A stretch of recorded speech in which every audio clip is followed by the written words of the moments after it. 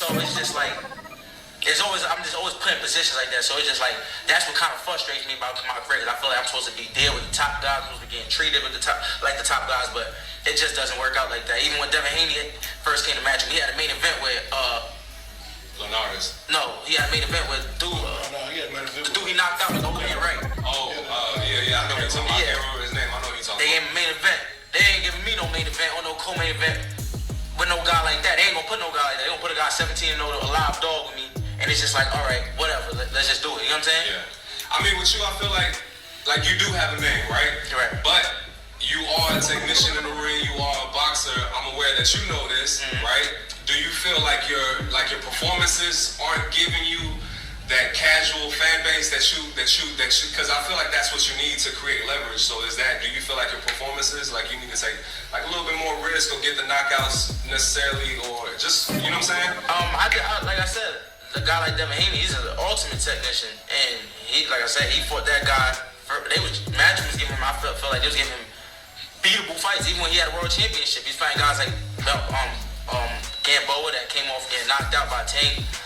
So it's just different situations for different folks. So I just feel like it is what it is. I agree. Because I was gonna say, my argument to that was gonna say, well, he came from Mayweather, but then he was also just signed to him. So what's the difference? You know what I'm saying? Exactly. So it is what it is. I just feel like I just always been kind of like in a hot seat since the beginning of my career. Even I had to get out.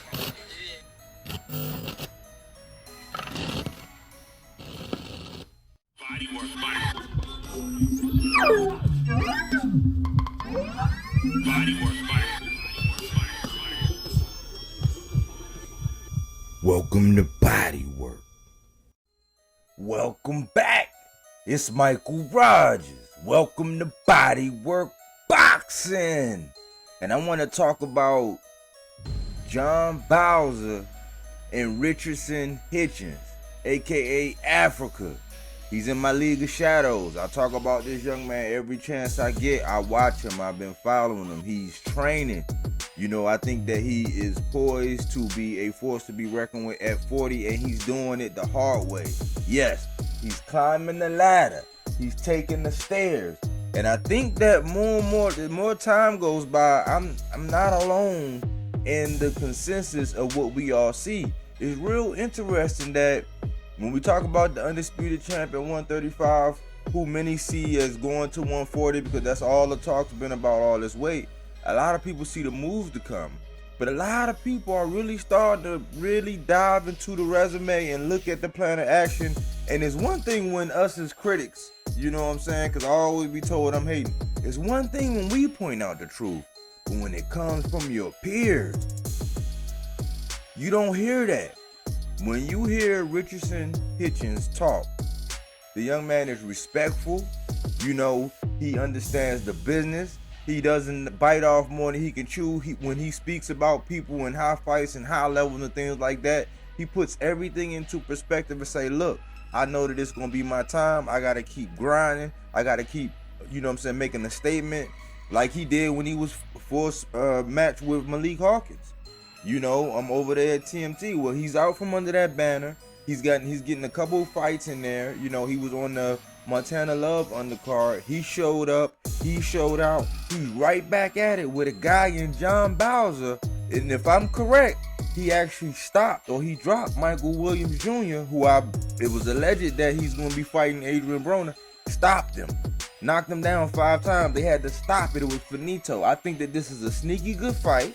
I think that this fight could actually steal the show on that DAZN Matchroom card. I believe that Eddie learned a lot, you know, from dealing with Devin and, you know, and some of the matchmaking that was going on, because a lot of people want to come out and talk about Eddie now and how he protects people and the matchmaking and all that. We didn't hear those talks when Devin was on his run.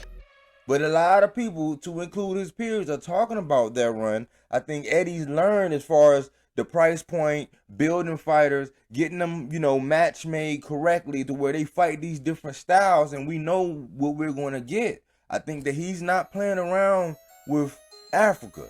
I seen him, you know, walking around in Eddie's neighborhood. I think he's playing a little bit of police call, you know, from people, you know, being critical about the statements about Tank. But I believe that DAZN is no longer ADT.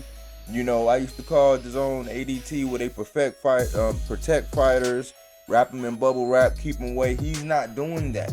He understands that to have longevity, you need to build these fighters. He's matchmaking them, just like with Love and the other guy that he lost to. That upset. Nobody saw that coming.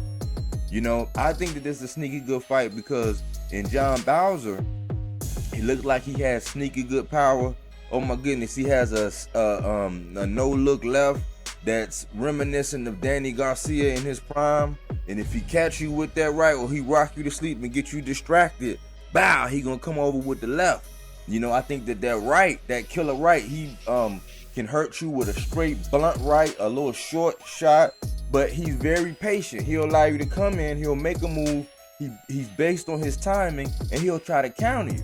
Now, Africa, he's just an elite level boxer, much along the lines of a Shakur, how you think, very defensively sound. He will let his hands go. He has almost perfect form when he throws his punches, and if he spots that he has you in trouble, he's gonna let his hands go and get you out of there. He's relentless to the body. He level changes.